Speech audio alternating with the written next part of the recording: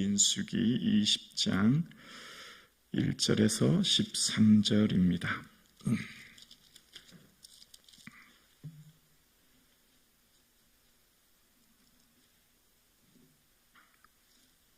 하나님 말씀을 함께 고백드리겠습니다. 첫째 달에 이스라엘 자손이 곧 온 회중이 신광야에 이르러 백성이 가데스에 이르렀더니 미리암이 거기서 죽음에 거기에 장사되니라. 회중이 무리 없으므로 모세와 아론에게 모여드니라. 백성이 모세와 다투어 말하여 이르되 우리 형제들이 여호와 앞에서 죽었을 때에도 우리도 죽었다라면 주었을 뻔하였도다. 너희가 어찌하여 여호와의 회중을 이 광야로 인도하여 우리와 우리 짐승이 다 여기서 죽게 하느냐? 너희가 어찌하여 우리를 애굽에서 나오게 하여 이 나쁜 곳으로 인도하였느냐? 이곳에는 파종할 것이 없고 무화과도 없고 포도도 없고 석류도 없고 마실 물도 없도다.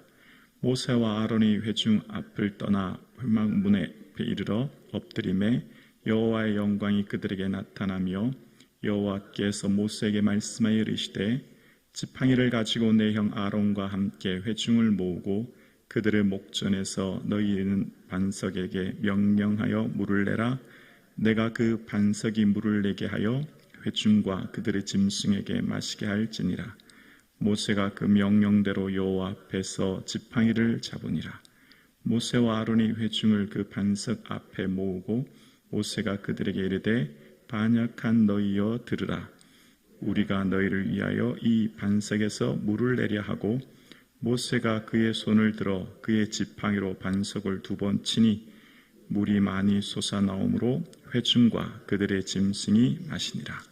여호와께서 모세와 아론에게 이르시되 너희가 나를 믿지 아니하고 이스라엘 자손의 목전에서 내 거룩함을 나타내지 아니한 고로 너희는 이 회중을 내가 그들에게 준 땅으로 인도하여 드리지 못하리라 하시니라.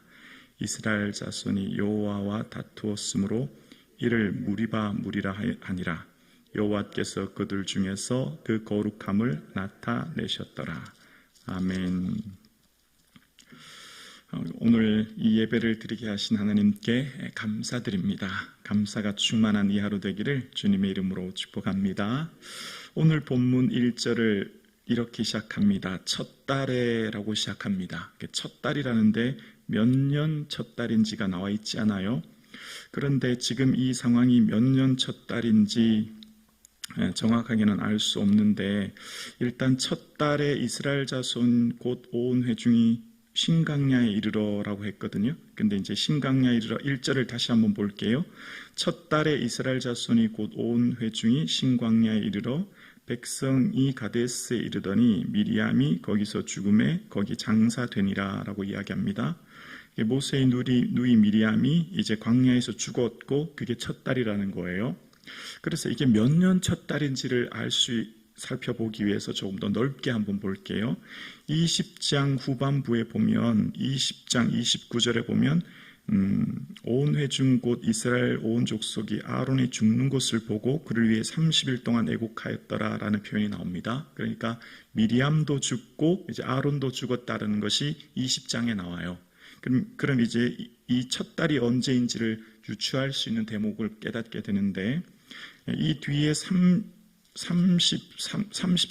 38절을 보면 이스라엘 백성들 전체 광야 여정에 대해서 모세가 이야기할 때 전체 광야 여정 가운데 33장 38절에 보면 이렇게 기록되죠. 이스라엘 자손이 애굽 땅에서 나온 지 40년째 5월 초하루에 제사장 아론이 여호와의 명령으로 호르산에 올라가 거기서 죽었으니, 자, 아론이 죽었던 때가 언제냐면 40년 5월 1일이라고 얘기하죠. 나와 있죠. 그러면 자, 오늘 다시 본문으로 유추하면 아론이 죽은 게 오늘 본문의 그 다음 단락에 나오는 것으로 보아 40년째 1월이다라고 하는 것을 이제 대략적으로 살펴볼 수 있는 겁니다. 그러니까 첫 달에라는 표현은 이제 40년째 되는 해 첫 번째 달이라고 하는 것을 이제 알 수 있는 거예요. 그래서 지금부터 시작하는 민수기 20장부터 25장에 기록된 내용들은 이제 40년째 해에 일어난 일들이라는 겁니다. 그럼 다른 말로 무슨 말이냐면 광야 2세대에 대한 이야기, 광야 1세대, 그러니까 가데스 바네아에서 보고했을 때 20세 이하만 가나안 땅에 들어간다라고 하셨던 거 기억나시죠? 그 세대, 20세 이하의 광야의 2세대에 대한 이야기가 시작되는 겁니다. 1세대는 이제 광야에서 다 그들의 삶이 끝났고, 이제 광야 2세대에 대한 내용이 오늘 본문에 나와 있는 거예요. 그러면서 그들이 지금 하는 말이 2절과 3절에 나오는데요. 회중이 물이 없으므로 모세와 아론에게 모였느니라.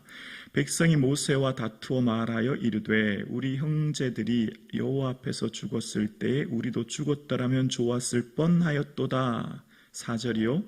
너희가 어찌하여 여호와의 회중을 이 광야로 인도하여 우리와 우리 짐승이 다 여기서 죽게 하느냐. 지금 이 이스라엘이 모세와 아론에게 막 원망하기 시작하는데요. 물이 없어서 원망하기 시작합니다. 그러면서 차라리 광야에서 우리 형제들 죽었을 때 우리도 차라리 그때 죽었으면 좋았을 걸 이러면서 막 원망하기 시작합니다. 그리고 지금 현재 우리와 우리 짐승들이 다 여기서 죽게 되었다, 죽는다 이렇게 얘기합니다. 그리고 한층 더 나가서 불평을 더 가중시키는데요. 5절에 보면 너희가 어찌하여 우리를 애굽에서 나오게 하여 이 나쁜 곳으로 인도하였느냐. 이 나쁜 곳. 그러면서 이곳에는 파종할 곳이 없고 무화과도 없고 포도도 없고 석류도 없고 마실 물도 없도다.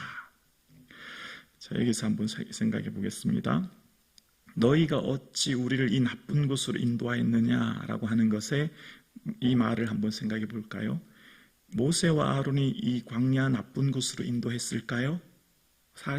정확하게 38년 전으로 곳으로 올라가면 그들 스스로, 그 선배들, 그 앞선 조상들 스스로의 결정, 그 불평, 가데스 바네아에서 우리는 도저히 올라가지 못한다고 하는 것으로 대해서 하나님 말씀하신 것으로 인해서 지금 이 광야의 삶이 시작되었고, 자, 그런데 지금 이 광야 2세대의 삶 가운데 지금 뭘 보고 있냐면 나쁜 곳, 내가 지금 있는 곳은 나쁜 곳이고 없고만 얘기해요.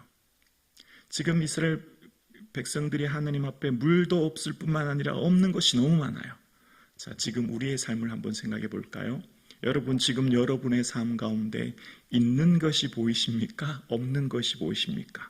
오늘 이 본문의 사건, 이스라엘 백성들의 광야의 사건을 모세가 이 광야의 시간을 되돌아보면서 모세가 어떤 고백을 하냐면, 여러분 이것은 성경을 한번 직접 찾아보실래요?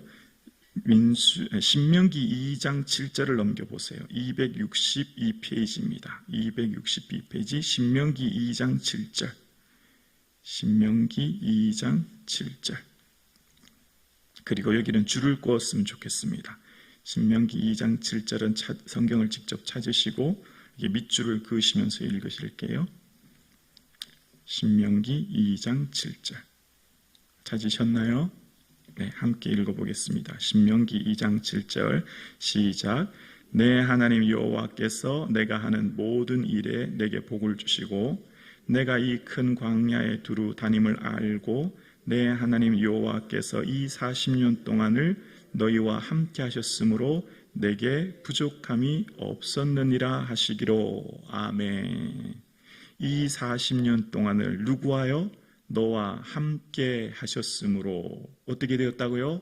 내게 부족함이 없었느니라. 그래서 이 뒤에 신명기 8장 4절에 보면 의복이 헤어지지 아니하였고 발이 부러뜨지 아니하였다. 이 신명기 8장 4절에 보면 40년 동안 의복이 헤어지지 아니하였고 발이 부러뜨지 않았다. 하나님이 너와 함께 하셔서 매 순간순간 필요를 채우셨다. 광야와서 너희의 삶은 만나와 메추라기로, 또 필요할 땐 물으로, 그리고 의복이 헤어지지 않고 발이 부러뜨지 않도록 매 순간마다 함께 하셨다. 우리의 삶을 한번 생각해 보실까요? 예수님이 기도를 가르치실 때 일용할 양식을 주시옵고 라고 했지, 월용할 양식을 주시옵고 연년할 양식을 주시옵고 몇 년치의 양식을 구하는 것이 아니라 그냥 하루의 양식을 구하는 것처럼 우리의 삶에는 부족한 것을 볼 것인가 있는 것을 볼 것인가의 기준은 우리의 삶에 지금 현재 내게 주어진 삶의 자리를 바라보는 거예요. 지금 내가 주어진 삶의 자리 가운데 하나님께서 주신, 하나님이 나와 함께 하심으로 지금 나의 삶 가운데 인도하신 그 은혜를 바라보는 거죠. 모세의 관점과 이스라엘 백성들의 관점의 차이를 봅니다. 이스라엘 백성들은 계속 없고만 얘기하는데 모세는 이렇게 얘기하죠. 부족함이 없었다고요. 의복이 헤어지지 않고 발이 부러뜨지 않았다고요. 그들에게 만나와 메추라기로 반석에서 물을 주신 하나님이라고요. 오늘 저와 여러분의 삶 가운데 하나님이 나와 함께 하심으로 그 하나님 한 분 바라보시고 지금 현재의 나의 삶 가운데 그 하나님을 더욱 갈망하고 하나님을 더욱 사랑하고 그 하나님을 의지하고 하나님이 내 삶 가운데 주신 은혜로 인하여 있는 것을 바라보시고 내게 주어진 삶에 주신 은혜를 바라보시고 감사가 넘칠 수 있기를 주님의 이름으로 축원합니다. 우리의 삶 가운데 여기까지 인도하신 하나님의 은혜를 과거를 되돌아보면 알게 되죠. 하나님이 늘 함께 하셔서 위기와 고난과 어려운 상황 가운데 마치 정말 절망적인 상황이라 죽을 것 같은 그 상황도 하나님 다 넘게 하셨고 필요를 채우셨고 인도하셨던 하나님을요. 그래서 모세는 지난 시간 40년을 다 돌아본 다음에 부족함이 없었다는 거예요. 우리의 삶 가운데 하나님 주신 과거의 은혜를 되돌아보면서 미래에 대한 소망으로 현재의 삶을 감사할 수 있기를 주님의 이름으로 축원합니다. 다시요, 어제를 감사함으로 내일을 소망으로 현재를 감사로 고백할 수 있기를 주님의 이름으로 축원합니다. 그래서 이스라엘 백성들의 삶 가운데 불평과 원망의 삶을 살았던 그들에게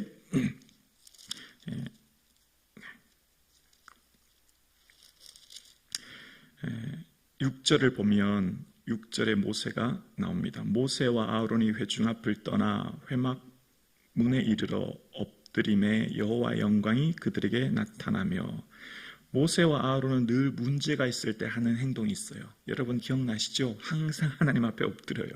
문제가 생기면 모세와 아론의 특징은 하나님의 회막을 찾아가 엎드립니다. 이게 문제를 여는 방식, 해결 방식이에요. 누구 앞에요? 하나님 앞에. 하나님만이 이 문제를 해결할 수 있다는 거예요. 여러분, 지금까지 모세와 아론의 행동과 삶을 보십시오. 늘 반석에 마실 물이 없고 또 아말렉과의 전투, 또 삶의 모든 어려움, 위기와 고난 가운데 혹은 외부로의 적이 있든지 내부의 원망과 불평이 있든지 문제만 생기면 모세가 하는 행동은 하나님께 엎드리는 거예요. 오늘 이 자리가 복된 자리인 줄로 믿습니다. 하나님 앞에 나온 이 자리가 세상에서 가장 복된 자리예요. 아멘이십니까? 여러분은 그래서 세상에서 큰 복을 받으신 거예요. 여러분, 어떤 장소가 가장 복된 장소예요? 하루의 첫 시간을 하나님께 드리고 하나님 얼굴을 배웁고 주님을 찾는 이곳이 가장 복된 곳입니다. 여기가 가장 큰 은혜의 장소예요. 모세와 아론의 삶 가운데 언제나 하나님 앞에 엎드렸어요. 그럴 때 주님께서는 그 영광 중에 문제를 해결해 주시는 것을 오늘 본문은 이야기합니다. 오늘 함께 예배드리시는 사랑하는 성도님, 세상에서 가장 축복된 장소가 바로 주의 전에 엎드리는 것입니다. 이곳이 가장 축복된 장소입니다. 이곳을 귀히 여길 수 있기를, 이 하루의 첫 시간을 주께 드림을 감사할 수 있기를 주님의 이름으로 축원합니다. 우리의 삶 가운데 하나님의 은혜를 기억해 볼까요? 광야 2세대의 삶이 오늘 본문에 처음 기록돼요. 그런데 또 원망하잖아요. 근데 이들 어떻게 하셨죠? 그럼에도 불구하고 가나안 땅으로 들어가게 하십니다. 왜 그럴까요? 약속하셨거든요. 38년 전에 20세 이하 젊은 아이들은 다 가나안 땅으로 들어가게 하신다고 말씀하셨거든요. 약속을 지키시는 하나님, 우리가 오늘 살아가는 것, 우리의 자녀들이 오늘도 하나님 은혜 가운데 살아가는 것, 내 능력이 아닙니다. 다 전적인 하나님의 은혜요, 그 말씀하신 약속을 이루시는 하나님의 권능이요, 하나님의 은총인 줄로 우리는 믿습니다. 그 하나님의 은혜로 오늘 내가 살고 있음에 하나님께서 주신 것을 세어보고 받은 복을 세어보고 감사가 충만한 이 하루 되기를 주님의 이름으로 축원합니다.